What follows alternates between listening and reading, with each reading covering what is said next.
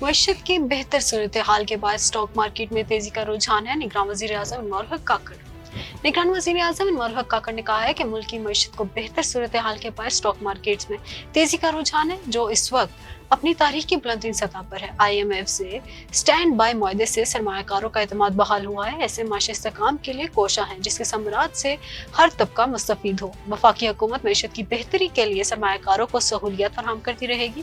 انہوں نے ان خیالات کا اظہار جمعے کو یہاں پاکستان اسٹاک ایکسچینج میں ملکی معاشی ترقی اور اقتصادی لچک سے متعلق منعقدہ تقریب سے خطاب کرتے ہوئے کیا۔ اس موقع پر نگراں وفاقی وزیر خزانہ و محصولات ڈاکٹر شمشاد اختر اور وزارت خزانہ، stock market, securities and exchange commission of Pakistan کے اور دیگر متعلقہ حکام بھی موجود تھے۔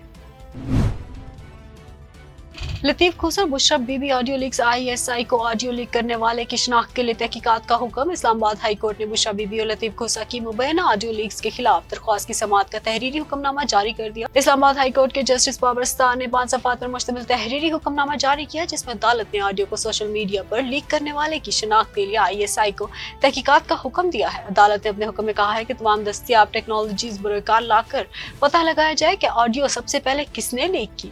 عدالت نے آئندہ سماعت پر ڈی جی لا پیمرا اور D G law P T A کو ذاتی حیثیت میں پیش ہونے کا حکم دیا اور کہا کہ ڈی جی پیمرا میڈیا کو کوڈ آف کنڈکٹ کے ساتھ عدالت میں پیش ہوں۔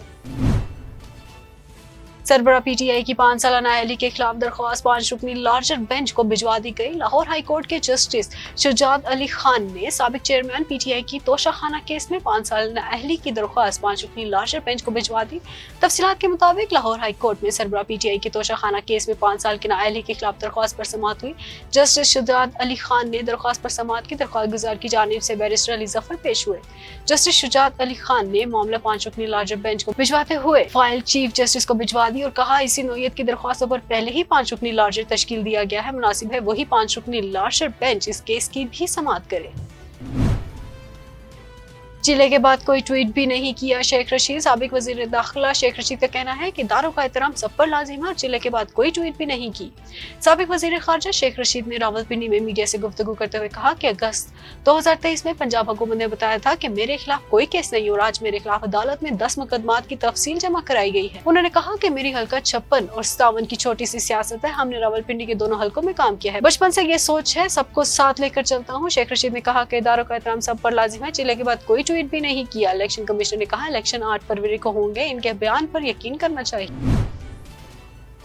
109 ملین پاؤنڈ ریفرنس میں زلفی بخاری، فرز شہزادی، شہزاد اکبر سمیت 6 ملزمان کے اشتہارات چسپاں کر دیے گئے۔ تفصیلات کے مطابق 109 ملین پاؤنڈ ریفرنس میں شریک ملزمان کو اشتہاری قرار دینے کی کارروائی شروع کر دیے گئے۔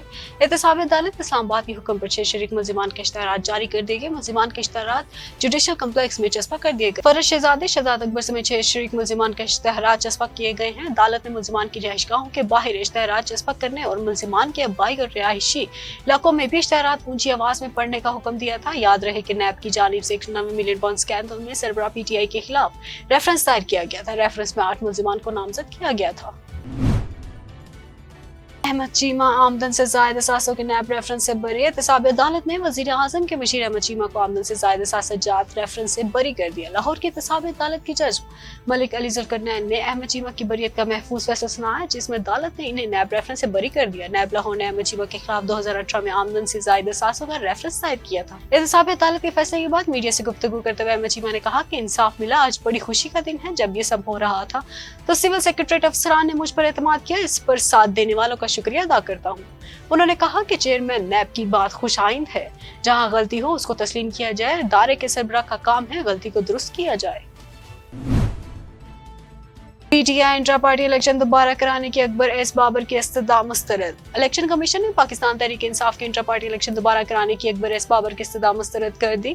چیف الیکشن کمیشن سکندر سلطان راجہ کی سربراہی میں بینچ نے P T I intra party election دوبارہ کرانے کی اکبر ایس بابر کی درخواست کی سماعت کی، جس میں درخواست گزار اکبر ایس بابر کے وکیل احمد حسن اور راجہ طاہر نواز عباسی کے وکیل پیش ہوئے۔ اکبر ایس بابر نے الیکشن کمیشن کے سامنے اپنا موقف پیش کرتے ہوئے کہا کہ ماضی میں ہزاروں لوگوں نے نامزدگی فارمز جمع کرائے، الیکشن میں غلطیوں کی نشاندہی की गई और लोगों को कसूरवार ठहरा कर निकाला गया। इसके बाद के इंतखाबात आपके सामने हैं। अकबर एस बाबर के वकील ने अपना मौक़िफ़ पेश करते हुए कहा कि इलेक्शन कमीशन ने हदायत की 20 दिन में दोबारा पार्टी इलेक्शन कराए जाएं, लेकिन इलेक्शन कमीशन ऑर्डर के बाद 2 दिन के अंदर इलेक्शन करा दिया गया, जिसके लिए ना कोई वोटर लिस्ट बनी, ना कागजात, नामजदगी, स्क्रॉटिनी और फाइनल लिस्ट लगाने के मराहिल हुए, बल्कि बंद कमरे में एक शख्स को चेयरमैन बना दिया गया।